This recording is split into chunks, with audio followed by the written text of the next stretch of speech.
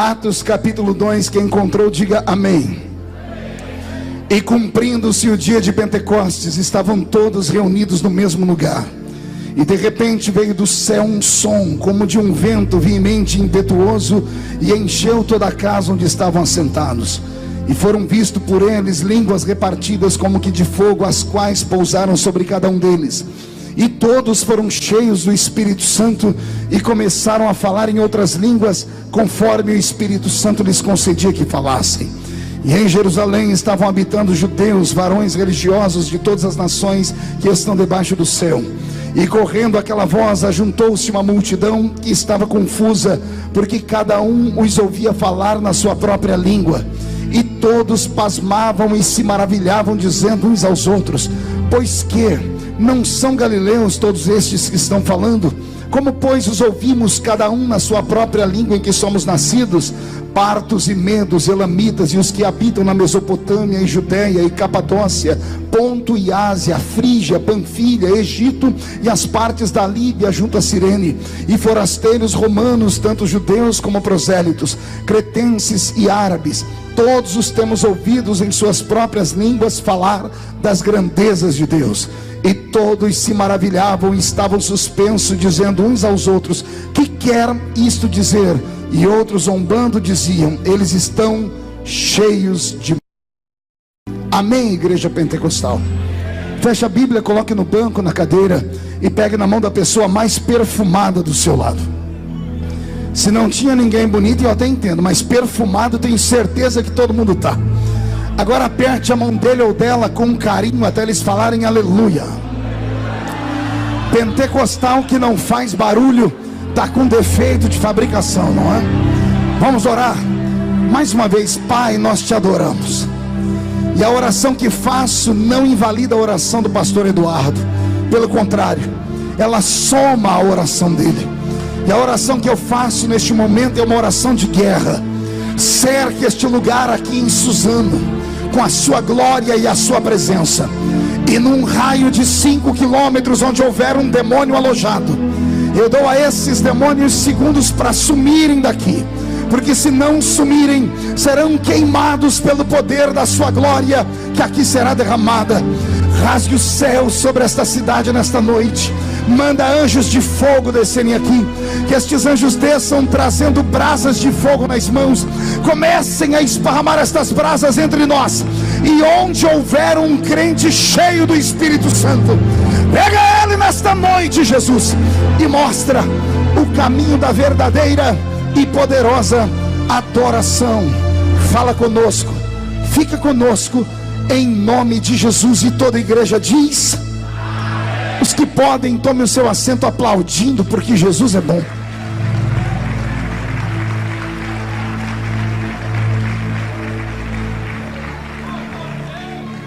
Glória a Deus. Querida igreja, noiva do Cordeiro, simpatizantes da nossa fé, amigos que vieram de perto e de longe, eu tenho nesta noite uma mensagem muito linda, que se o Espírito Santo me der inspiração e Deus me der graça, ao término desta mensagem você vai sair daqui dizendo: valeu a pena.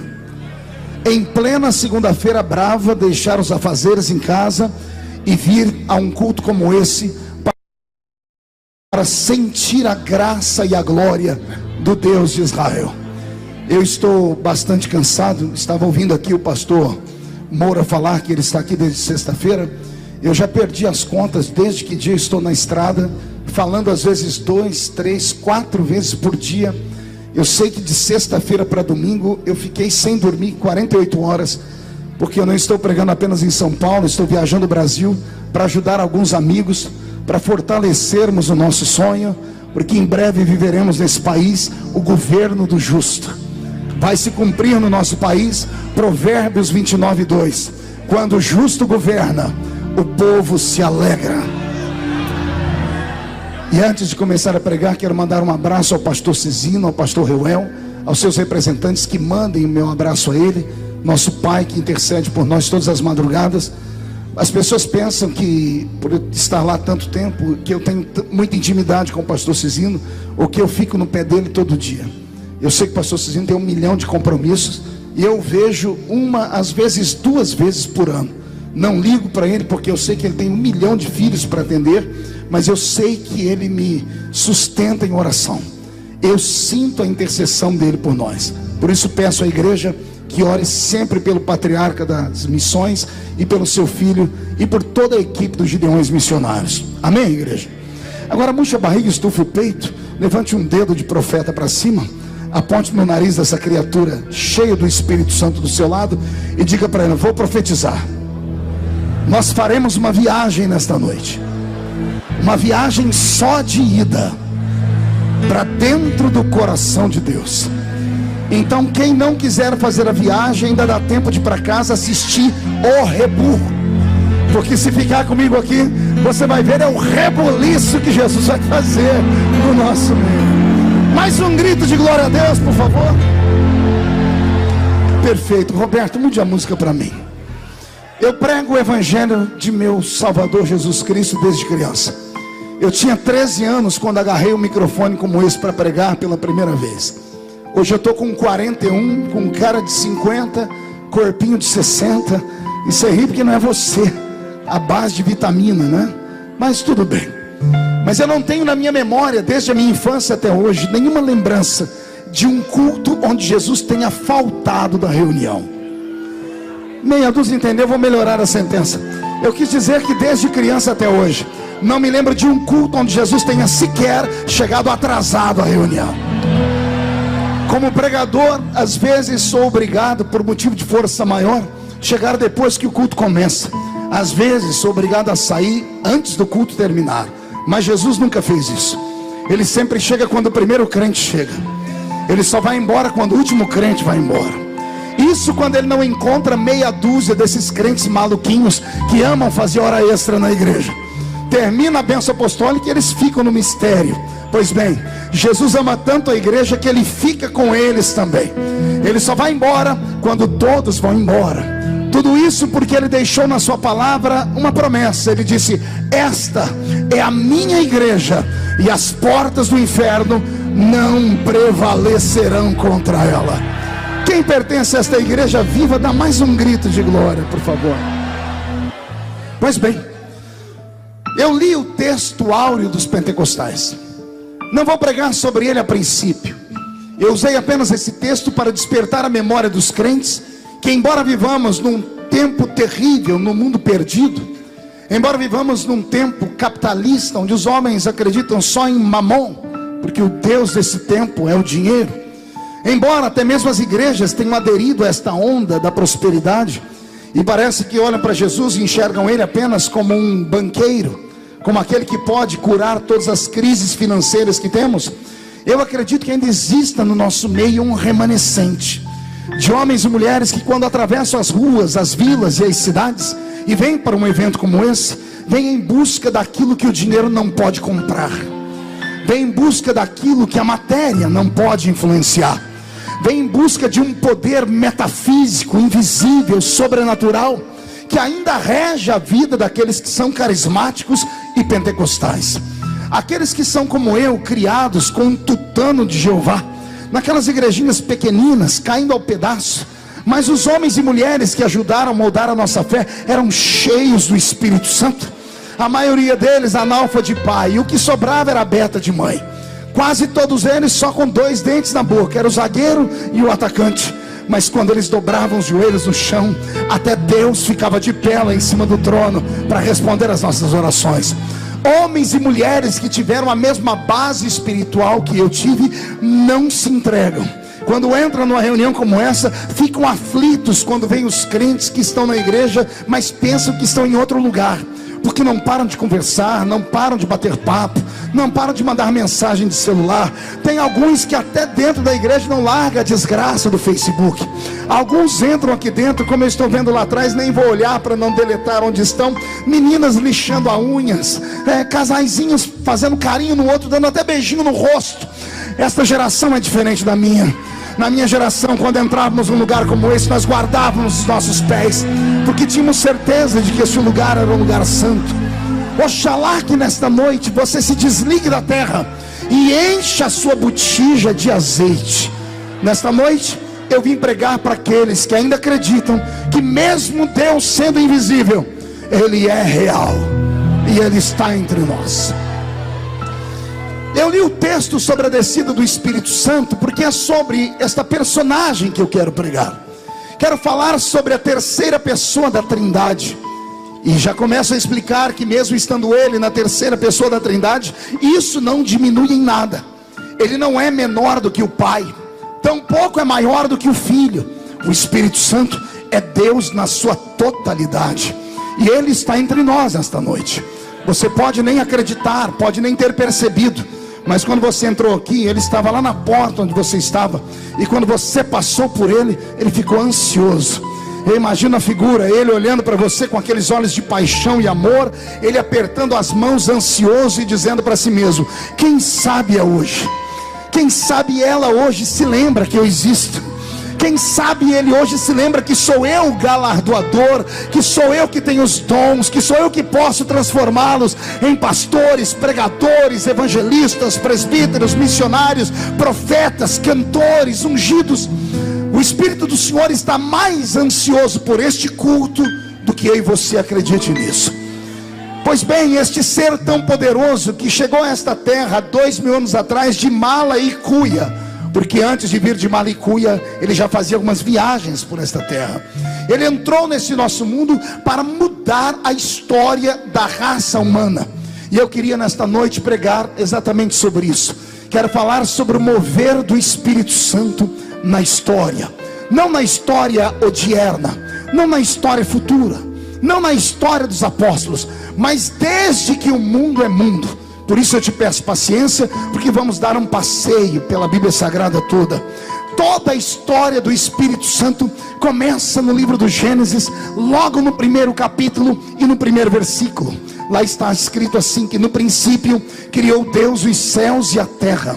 E o verso 2 ele é mais abrangente, diz que a terra era sem forma e vazia, mas o Espírito de Deus pairava sobre a face das águas.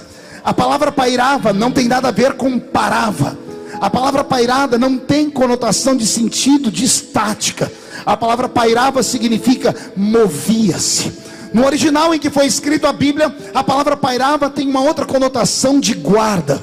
É como se eles estivessem em uma prisão e como um carcereiro observasse e protegesse todos os flancos da terra. Mais ainda, a Bíblia diz que ele se movia sobre a face das águas. E isso aqui já começa a arrepiar o meu corpo, porque eu começo a entender de que desde a primeira vez que ele se manifesta nesse mundo, ele já mostra qual é uma das suas maiores características. O Espírito Santo não é um espírito parado, não é um espírito mumificado, não é um espírito estatizado, não é um espírito acimentado no chão, nem envidraçado em uma parede. Ele é um espírito de movimento. Ele é um espírito que onde chega, o que está morto ressuscita, o que está parado recebe uma injeção de ânimo, o que está caído é colocado de pé. Nesta noite o Espírito do Senhor quer voltar para a sua vida, para a sua casa, para a sua família e para o seu ministério, para tirar você deste mundo estático e colocar vida dentro da sua vida. O Espírito Santo, se não quisesse mais operar entre nós, não traria sobre nós esta grande emoção que estamos sentindo. Ora, houve um tempo em que ele operava em uma outra igreja, mas a igreja onde ele operava acharam por bem amarrá-lo, amordaçá-lo e transformaram seus cultos em meros rituais. E os rituais foram tão agressivos que transformaram seus rituais em lugares silenciosos. Eu não preciso citar o nome, você sabe que parte do cristianismo que eu estou falando, que quando você entra nessas igrejas, você encontra pendurado pela parede o sinônimo da morte. Lá está o nosso Salvador pendurado em uma cruz ainda. E em um lugar como esse não dá para o Espírito Santo se mover. As pessoas entram caladas e saem de lá mudas, diferente de um ambiente como o nosso. Entre em nossas igrejas, olhe nas nossas paredes e você não encontrará ele aprisionado em uma cruz. Sabemos que ele foi crucificado, sabemos que ele morreu, mas sabemos que ele ressuscitou ao terceiro dia e está entre nós esta noite. O Espírito do Senhor Jeová é um espírito de movimento. Todavia, Logo que Deus criou a raça humana, a primeira coisa que Deus fez com o homem, depois de fazê-lo da terra, foi criá-lo a partir de um projeto invisível. O homem é o único ser do universo que, além de ter sido feito, também foi criado. Isso está em Gênesis capítulo 1, verso 26 e 27. No verso 26, o verbo usado para a confecção do homem é o verbo fazer. Disse Deus: façamos o homem. Mas no verso 27 o verbo muda. Está escrito: e criou Deus o homem.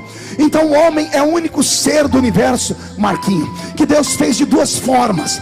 Deus fez os anjos lá em cima do céu apenas em um momento. Deus fez os animais da terra em um apenas momento. Mas quando Deus foi fazer o homem, Deus usou de duas formas para trazer o homem à existência. O homem foi feito, mas também foi criado. O homem foi feito do pó da terra, mas o homem foi criado a partir do Espírito do meu Deus. O homem foi feito do pó da terra e era apenas um boneco. Mas a minha Bíblia diz que Deus soprou sobre as narinas dele o fôlego de vida, o hálito da eternidade. E posso entender também sumariamente que quando Deus soprou o fôlego de vida, Deus colocou dentro do homem o Espírito Santo. Pastor, como é que o senhor sabe que Adão tinha o Espírito Santo? A minha Bíblia diz que todos os dias de tarde Deus visitava o Éden. Deus só visita o ambiente onde o Espírito Santo está. Deus só fala com o homem que tem o Espírito Santo. Deus só consegue se comunicar com aquele que tem parte do céu dentro dele. Isso aqui é interessante. Abre a mão direita, bate no peito e diga para quem está do seu lado: eu tenho aqui dentro parte do céu e parte da terra. Olhe para mim e diga: como assim, pastor? A parte da terra é esse corpo humano, e você precisa de terra para manter ele vivo. Sabia disso? Tudo que nós comemos é terra transformada. Pastor, como assim? Já explico. Tudo que o homem come vem da terra. Quando você come maçã, maçã nada mais é do que terra transformada. Quando você come verdura, verdura nada mais é do que terra transformada. Por que comemos terra transformada? Para manter aquilo que veio da terra. Mas o homem não é só terra. Há 2 semanas atrás morreu nos Estados Unidos da América por suicídio Robin Williams, um dos maiores atores e mais queridos atores do mundo. Fez ele um filme chamado Patch Adams. Você deveria ir até a locadora e locar para sua família toda assistir. É um filme envolvente que dá sobre nós a experiência da vida. Pois bem, o homem era rico, bonito, famoso e acabou tirando a vida dele. E alguém pode dizer: nossa, mas ele não tinha doença nenhuma, pelo menos não doença incurável. Ele era um homem rico, tinha tudo. Por que é que ele se matou? Aparentemente falando, ele tinha tudo. Aliás, ele tinha tudo aquilo que a terra dá ao homem. Ele tinha robustez física, beleza e fama, tudo produto da terra. Mas ele não era só terra. Dentro dele havia um espírito, e esse espírito, para sobreviver, também tem que se alimentar. Se a carne precisa de terra para viver, o espírito precisa de espírito para viver. O homem que não tem espírito para viver, ele se suicida. E isso não é apenas texto bíblico. Um dos maiores pensadores do mundo, chamado Dostoiévski, ele escreveu assim: todo ser humano tem dentro dele um vazio do tamanho de Deus. Ora, o romancista russo descobriu que esse vazio, essa tristeza profunda, essa depressão desgraçada, esses dias que a gente acorda com vontade de se trancar no quarto e não sair mais, as loucuras que de vez em quando nos pegam e queremos sair de casa sem rumo, botar uma malinha nas costas e rasgar o RG e tudo que temos para ninguém nos encontrar mais, tudo isso é um vazio que o ser humano tem dentro da alma dele. E Dostoiévski, que nem crente era, disse: só Deus pode suprir essa lacuna que há dentro do ser humano. Ora, por que é que nós vemos da igreja? Por que é que a gente sai de casa e vem à igreja? Eu não venho à igreja para ver um amigo, embora fique feliz de revê-lo. Eu não venho à igreja só para mostrar os meus dotes de talentos que tenho cantando ou pregando, embora isso seja bom. Não. Quando eu saio da minha casa e eu me dirijo a uma casa de oração como essa, é como se eu fosse um soldado vindo de uma batalha, cheio de cicatrizes e sem munição alguma. Quando eu entro dentro da casa do Senhor, eu começo a receber armamento pesado. O Senhor troca a minha armadura, põe sapatos de fogo nos meus pés, uma espada desembainhada na minha mão. E eu que entrei aqui caidinho, até querendo me matar, saio do culto querendo encontrar o diabo para agarrar ele pelo chifre, esfregar a cara dele no chão e chutar ele para o inferno. Porque dentro eu recebo alimento para o meu espírito.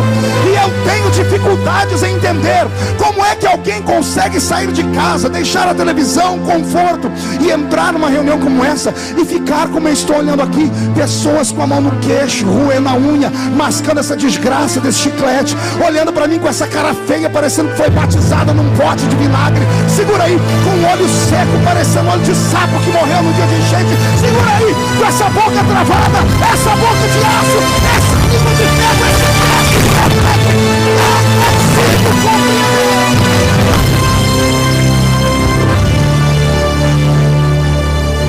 o pior é que você senta com esse aí, esse geladão, e ele vai te dar desculpas. Ele vai dizer: eu não sou mais menino de igreja, eu não sou mais pentecostal desequilibrado, eu sou estudado, tenho um anel de formatura, sou poliglota, tenho um carro importado e trabalho numa multinacional. Essas coisas que esse pastorzinho fala não me pega mais. Eu agora sou inteligente, eu analiso, eu filtro, eu uso a minha razão, e antes de dar glória a Deus com o que esses pregadores pregam, eu anoto tudo, vou para casa sondar a Bíblia, quero saber se é verdade. Daqui 3 semanas, se for verdade, eu volto e digo: ele tinha razão. Amigo, aqui não é lugar para isso. Aqui não é lugar para analisar pessoas. Aqui não é lugar para olhar para a roupa, para o cabelo, para a barba, para os olhos. Aqui é lugar de você ter misericórdia da sua alma, seu infeliz. Não, pastor, eu não sou mais menino. Que pena que você não é menino. Que pena que você envelheceu por dentro. Saudade de quando Jesus te tocava e você entrava num reteté da glória dele.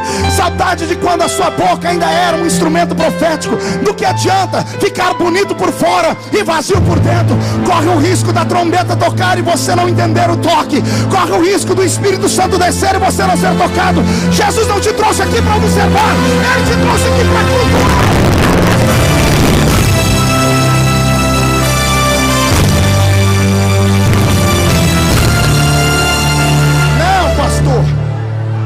Pastor, pega leve, eu amadureci. Essa é a mais forte. Amadureceu? Será que você amadureceu mesmo? Eu até acredito. Mas uma fruta que amadurece demais, ela corre o risco de apodrecer. Você não amadureceu. Deixa eu te dizer o que é.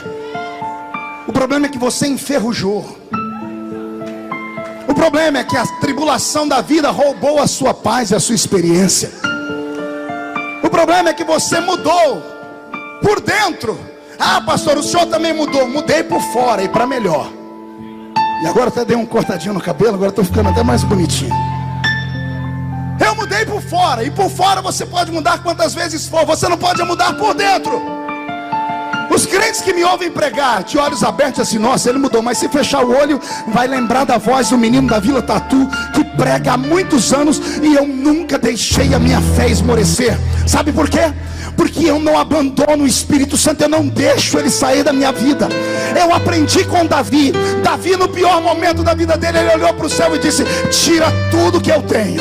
Pode levar o reino, pode levar a minha saúde, pode roubar a minha fama, mas não retires de mim o teu Santo Espírito. Deixa eu te dar um conselho nesta noite. Faz o Espírito Santo ficar feliz. Daqui a pouco eu volto. Pois bem, logo depois do livro do Gênesis, o homem que tem sobre esta terra, ele tem o poder do Espírito Santo. E o que eu vou ensinar aqui agora é uma revelação profunda. Adão é o primeiro homem criado por Deus, sim ou não? É o primeiro ser inteligente, sim ou não? Não. Os anjos são os primeiros espíritos inteligentes. O homem é criado na sequência.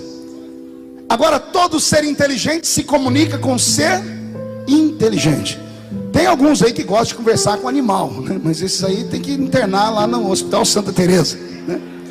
Um dia desse eu estava num culto, chegou um irmão perto de mim com óculos, fundo de garrafa, cara de intelectual. Era um simpósio. E ele falou para mim: pastor, eu queria discutir teologia com o senhor. Eu disse: vamos lá, eu também gosto. E ele falou para mim: o que o senhor acha da teoria dos animais que vão ser arrebatados? Eu disse: eu acredito. Ele falou: ah, então o senhor é dos meus. Eu falei: sim, acredito, eu estou falando com um jumento que vai para o céu.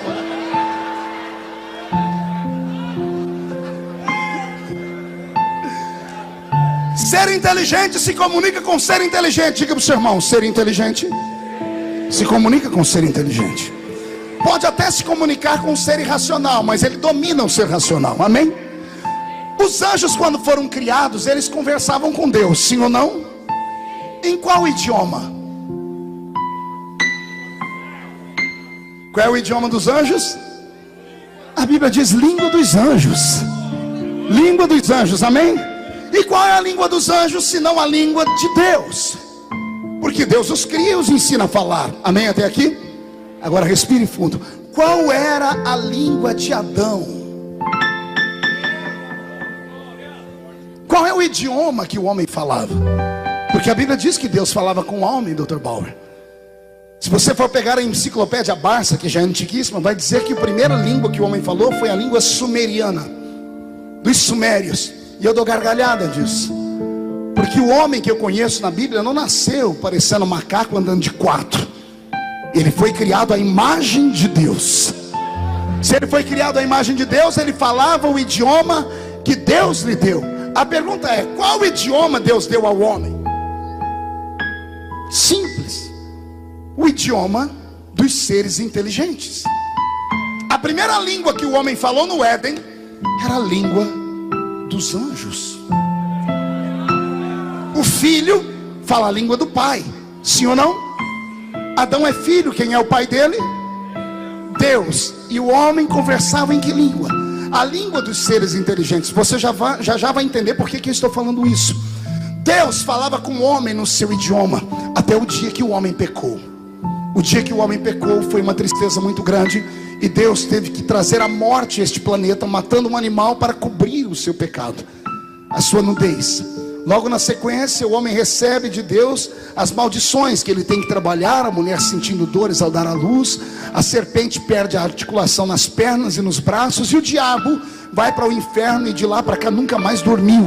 Porque lá no Gênesis mesmo, Deus já decretou a falência dele, dizendo: da semente da mulher nascerá um que esmagará a sua cabeça.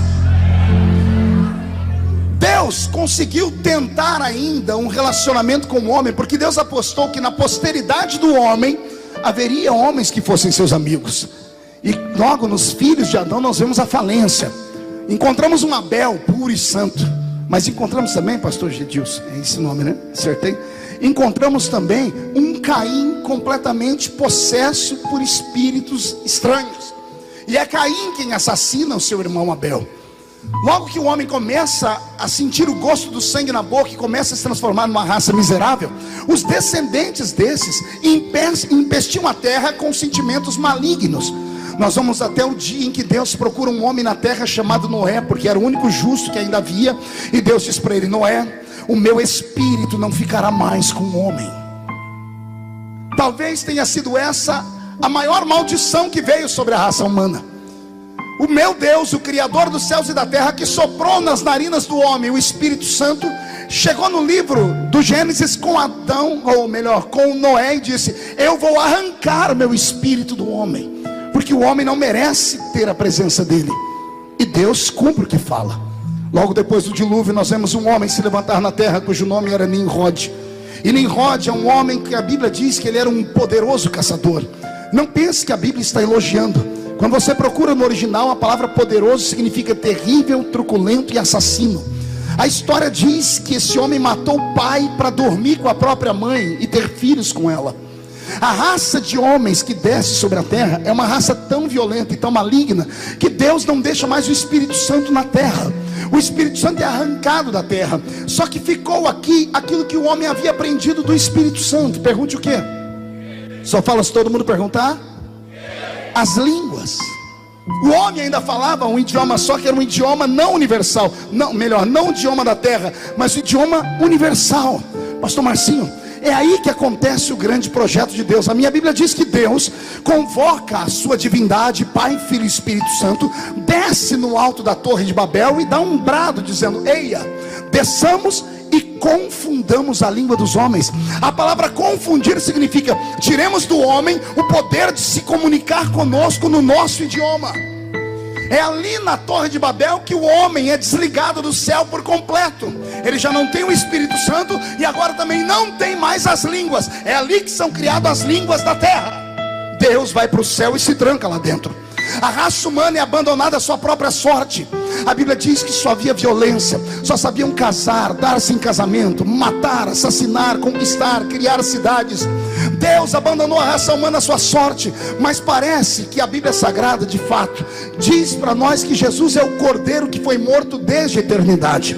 A Bíblia diz que o Cordeiro de Deus já intercedia por nós desde a eternidade passada. Jesus, vendo que a raça humana não tinha mais o privilégio da comunhão com Deus, assentado à direita de Deus, começou a interceder, começou a falar com o Pai: Pai, a raça humana não pode ser medida por um ou por dois. Tem muita gente ruim, mas no meio deles tem que ter alguém que sobrou, tem que ter alguém que a gente possa apostar. E Deus transformou a terra num laboratório. Num quê? E ele começou a procurar no meio deste grande laboratório homens que fossem sensíveis a ele. E Deus encontrou alguns e deu a eles nomenclaturas. E a Bíblia chama esses homens em que Deus apostou a sua graça e deu a eles o Espírito Santo de sacerdotes, reis e profetas. Quais são um trio aqui? Qual é o nome deles? Sacerdotes, reis e profetas. Mais uma vez, 1, 2, 3. Deus transformou a terra num grande laboratório, pegou essas 3 raças de homens, só que ele não enchia esses homens do Espírito Santo. Era como se Deus tivesse no céu um conta-gotas, e ele olhasse para esses homens e disse: eu preciso de um profeta. Quem é que está ali? Ali está Abacuque, eu vou usá-lo agora. Deus pegava o conta-gotas, pingava sobre ele o Espírito Santo, e o homem ficava cheio do Espírito Santo e profetizava. Quando ele terminava de profetizar, Deus ia lá e arrancava o Espírito Santo dele. A minha Bíblia Sagrada diz que no Velho Testamento o Espírito Santo era dado sob medida. Era dado o quê? Diga para o seu irmão: sabe o que significa isso?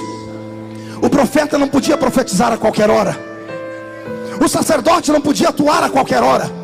Eles dependiam da misericórdia de Deus. Quem conhece o Velho Testamento vai passear comigo agora. A Bíblia Sagrada diz que um dia o profeta Ezequiel ficou na beira do rio, olhando para o céu 2 horas com a boca aberta, esperando Deus encher de profecia, e Deus não encheu.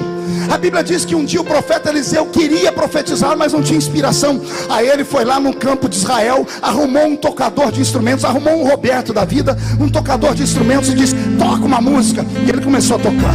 Na medida em que ele começou a tocar, o céu se abriu. Deus debruçou na janela da eternidade para ouvir a música. Eliseu pulou na frente do cantor e disse: Deus, eu quero profetizar.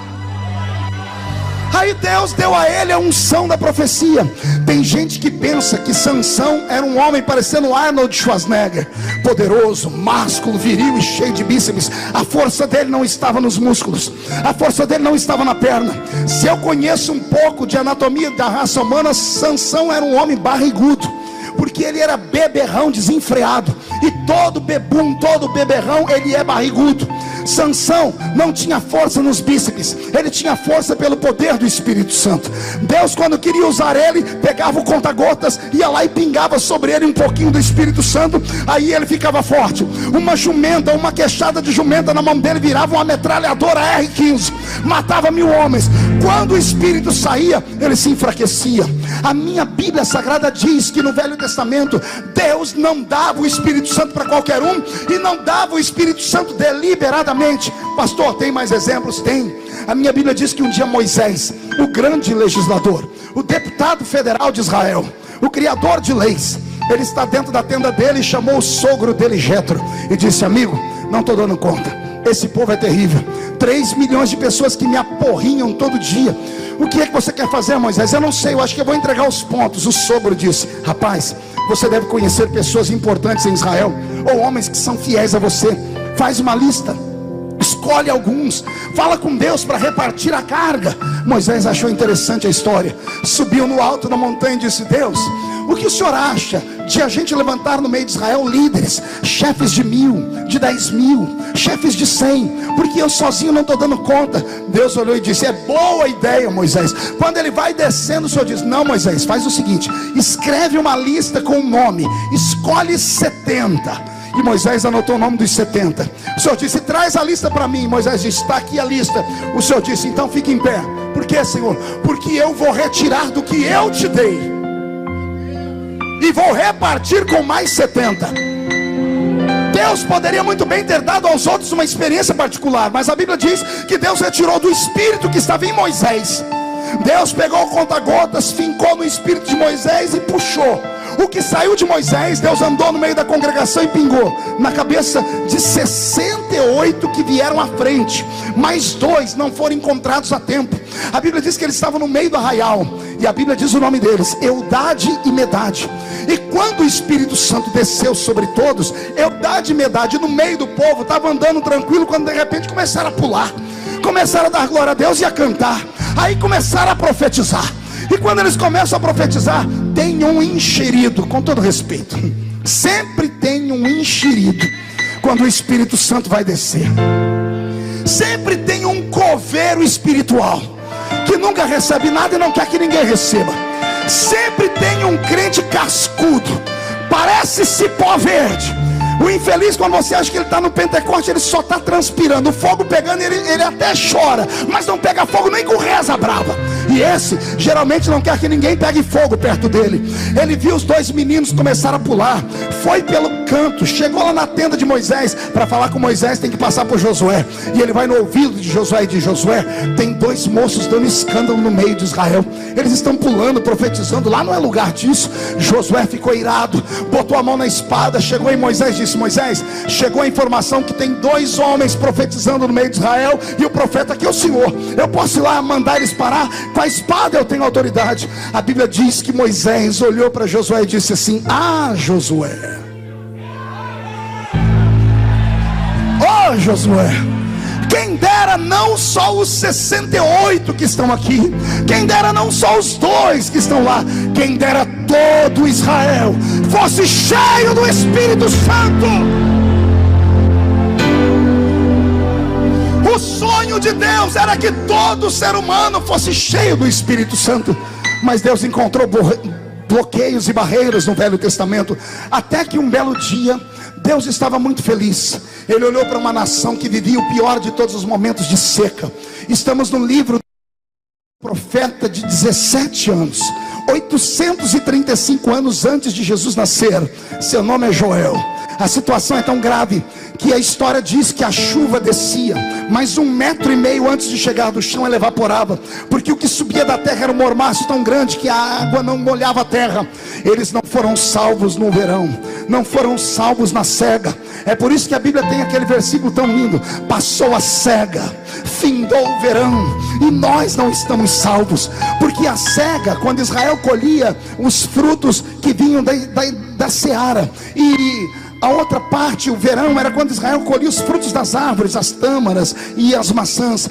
Quando a colheita de cereais não vingava, Israel esperava o milagre vir dos frutos, e aí eles trocavam com outras nações. Mas no tempo de Joel, a Bíblia diz que Deus pesou a mão.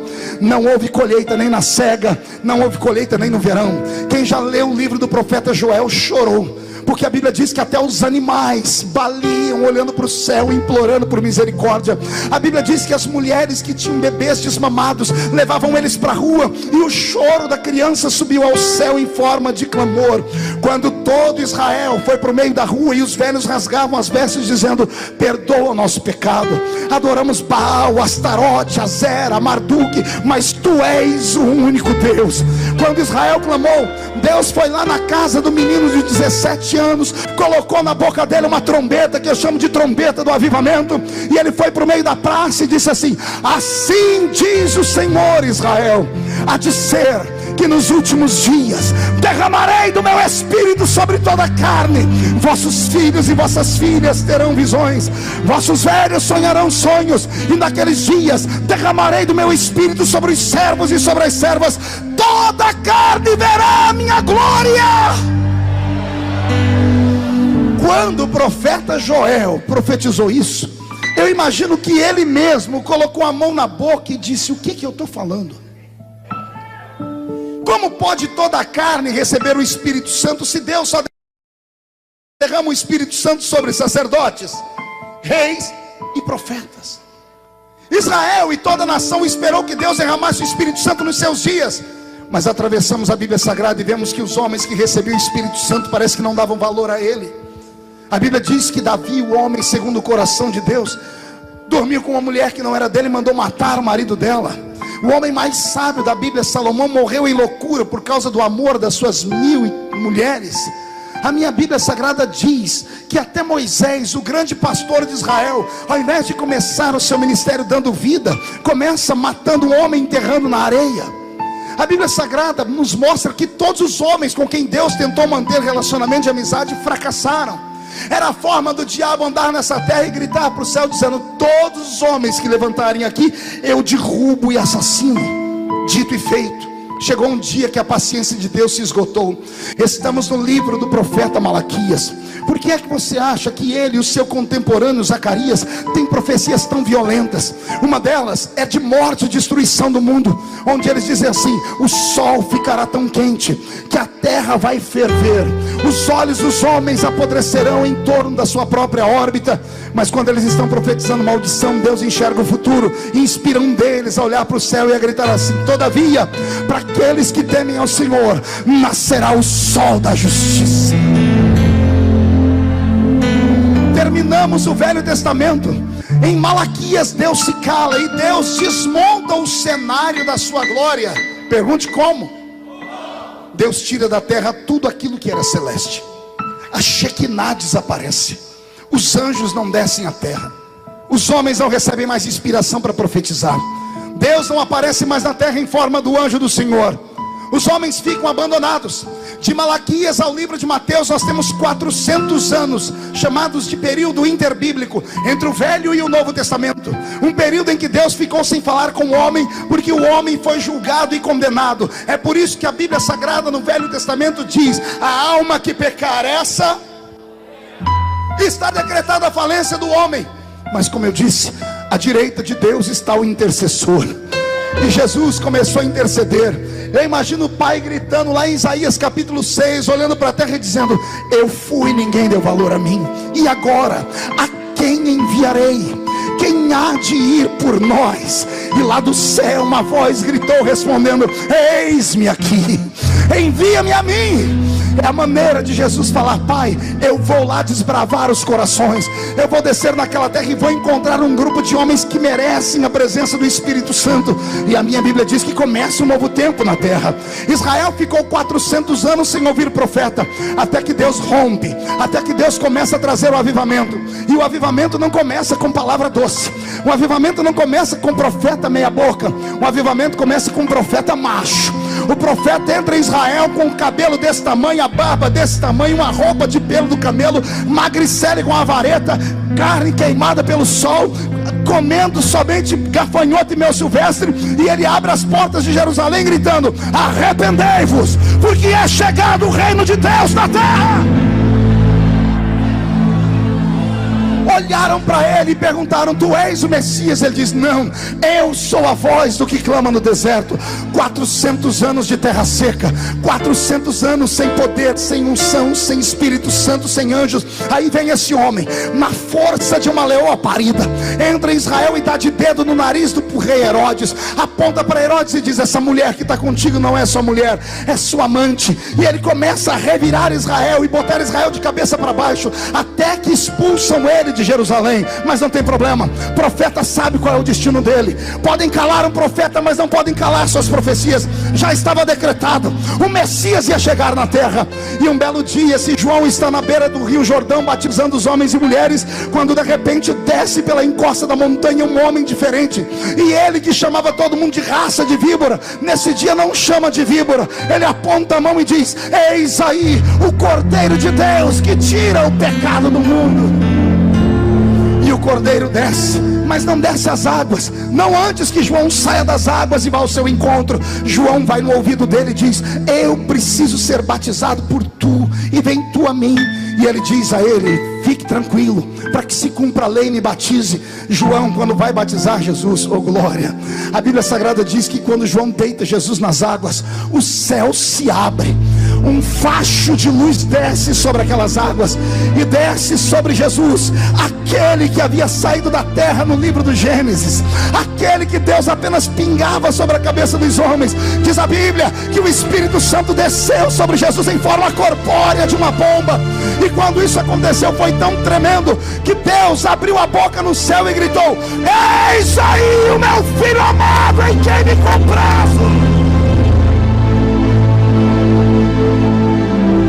mais lindo é que quando João estava indo para cima de Jesus, a multidão começou a perguntar: quem é esse? Que até João vai atrás dele para ouvir. João escutou, foi subindo as águas do Jordão e foi gritando: esse é o homem que eu falei.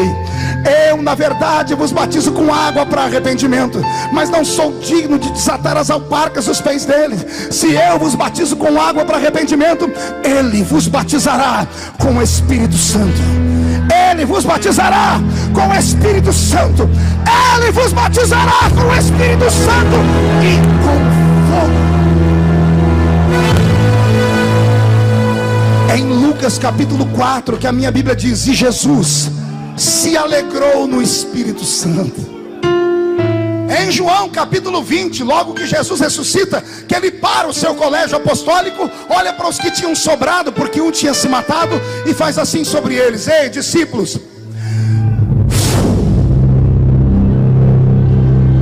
a Bíblia diz, e Jesus soprando sobre eles disse: recebei o Espírito Santo.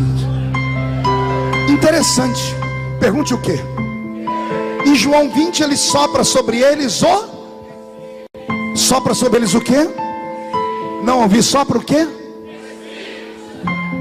Só que não foi suficiente. Esse sopro foi o pingar com um conta-gotas. Jesus deu a eles um pouquinho do Espírito Santo e disse: isso aqui é força para vocês chegarem lá em Jerusalém, porque é lá em Jerusalém que vai cumprir a lei. Lá vocês vão receber o Espírito Santo de maneira plena. Ficai em Jerusalém até que do alto sejais revestidos de poder. E aqueles que o assistiram durante os 40 dias em que ele passou pela terra após a sua ressurreição, que foram quase 500, se reuniram ao solapé de uma montanha.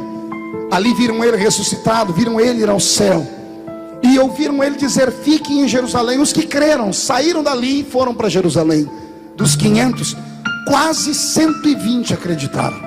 E enquanto esses quase 120 entraram dentro de Jerusalém, eles tiveram uma batalha espiritual de 10 dias. Quantos dias? Diga para o seu irmão: Jesus morreu, ressuscitou na Páscoa, passou 40 dias visitando a terra e foi ao céu. Mas o Espírito Santo só desce no Pentecoste. E o que é o Pentecoste? É a festa dos 50 dias do descanso da terra. Pentecoste não tem nada a ver com fogo, não tem nada a ver com línguas. Nós pentecostais colocamos esse sinal, mas é apenas uma festa. Foi só com 50 dias que o Espírito Santo desceu. Agora, o que eu acho lindo é imaginar que pela primeira vez na história a terra fica sozinha, sem a presença de um dos 3 personagens da Trindade. O Velho Testamento inteiro, mesmo Deus estando no céu em silêncio, ele observava a terra. De Gênesis a Malaquias, nas primeiras 5 dispensações da inocência, consciência, governo humano, patriarcal e lei, foi Deus quem dominou. Quando Deus subiu, Jesus desceu. E Jesus passou com os homens 33 anos e meio. Quando Jesus subiu, ele disse: eu vou, mas mando outro ficar no meu lugar. Só que o outro não veio instantaneamente. Levou 10 dias para descer. Quantos dias? A pergunta é: por que o diabo não dominou a terra nesses 10 dias? Porque parece que a terra não tem rei. No Velho Testamento Deus estava aqui, Deus subiu, Jesus desceu. O diabo não dominou porque Jesus estava aqui, o príncipe estava aqui. Mas Jesus subiu e o Espírito Santo não desceu. Levou-se 10 dias. E foi aí que o diabo tomou ódio da igreja. Foi aí que o diabo passou a odiar os crentes. Quando ele viu que a terra ficou sozinha, ele disse: agora eu viro isso aqui do avesso, eu vou mandar na terra, porque só tem um grupinho de quase 120 banguelos orando. Coitado. Quando esses 120 cravaram o joelho na terra, eles oraram 10 dias sem parar. O diabo percebeu que a oração da igreja sustenta a terra. Não, você não entendeu? Vou desenhar. O diabo percebeu que a oração da igreja sustenta a terra. Por isso Jesus disse: as portas do inferno não prevalecem contra você. Agora pergunte para mim: pastor, por que Jesus levou 10 dias? Porque quando ele entrou no céu e deu um abraço no Pai, para convencer o Pai de que o Espírito Santo tinha que vir aqui e morar conosco, não foi nada fácil. Deus deve ter argumentado com o Filho dizendo: eu enviei o Espírito Santo sobre Adão e ele traiu. Mandei sobre os filhos e os filhos traíram. Eu arranquei o Espírito Santo da terra porque ele é sensível, ele é um gentleman, ele é um cavalheiro. Eu enviei o Espírito Santo sobre os homens e os homens traíram ele mesmo assim. Você esteve lá, ficou cheio do Espírito Santo e eles mataram você. A raça humana não merece o Espírito Santo. Se eu conheço a Bíblia, Jesus não sentou no trono durante 10 dias. Durante 10 dias ele chamou o Pai para uma conversa e disse: Pai, calma, não é assim. Olha lá para a terra. E Jesus fez aparecer diante do Pai aquele cenáculo, aquele lugarzinho pequeno com 120 crentes se acotovelando. E Jesus disse: tem gente ruim na terra, mas tem gente que te ama. Não são muitos, mas são meus. Se o Senhor apostar neles, um dia eles vão implantar o reino de Deus na terra. Eu imagino Jesus falando: Pai, está vendo aquele barbudinho ali? Aquilo ali é Pedro, me dê um trabalho miserável, mas enche ele do Espírito Santo para o Senhor ver o que ele vai fazer. Pai, até Tomé, que duvidou de mim, está ali ajoelhado. E durante 10 dias Jesus ficou diante do trono sem sentar, dizendo: Pai, manda o Espírito Santo. Eu fiz uma promessa, eu disse que eu viria e ele desceria.